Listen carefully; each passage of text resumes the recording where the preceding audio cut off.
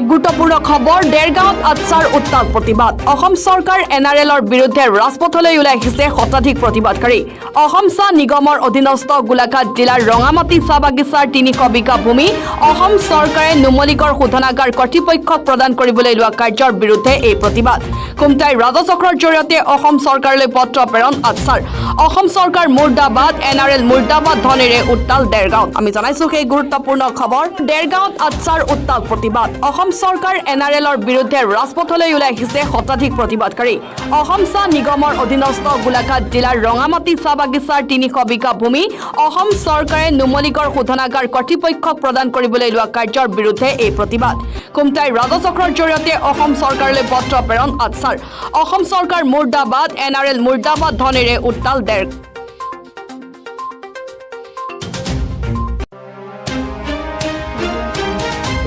অসম চাহ জনজাতি ছাত্ৰ সন্থাই এই এনআৰএলক মাটি দিয়া সন্দৰ্ভত কোনো কাৰণত মানি নলওঁ যিহেতু নেকি অসম চৰকাৰ অধীনত থকা অসম চাহ নিগমৰ বাগিচা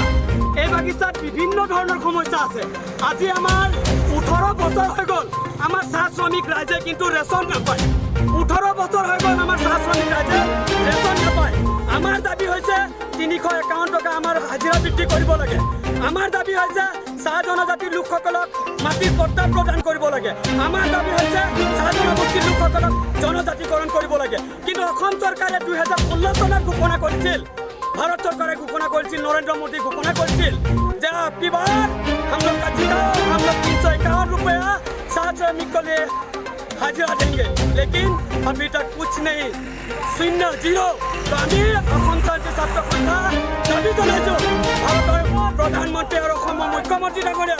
আপোনালোক অসম চাহ নিগমৰ মাটি বিক্ৰী বন্ধ কৰক এনআৰএলক মাটি দিয়া বন্ধ কৰক আমাৰ দাবী আমাৰ যিখিনি প্ৰাপ্য আমাৰ পাবলগীয়া আছে চাহ শ্ৰমিকৰ 351 টকা হাজিৰা জনজাতিকৰণ আৰু মাটিৰ পট্টা এইখিনি দিয়াৰ ব্যৱস্থা কৰক কোনো কাৰণত আমি অসম শান্তি ছাত্ৰ সন্থা মাটি বিক্ৰী কৰাৰ ক্ষেত্ৰত আমি মানি নলওঁ কোনো কাৰণত আপোনালোকে মাটি আমি নামানো প্ৰয়োজন হ'লে আমি ইয়াতকৈ অধিক গণতান্ত্ৰিক আন্দোলন কাৰ্যসূচী ল'বলৈ বাধ্য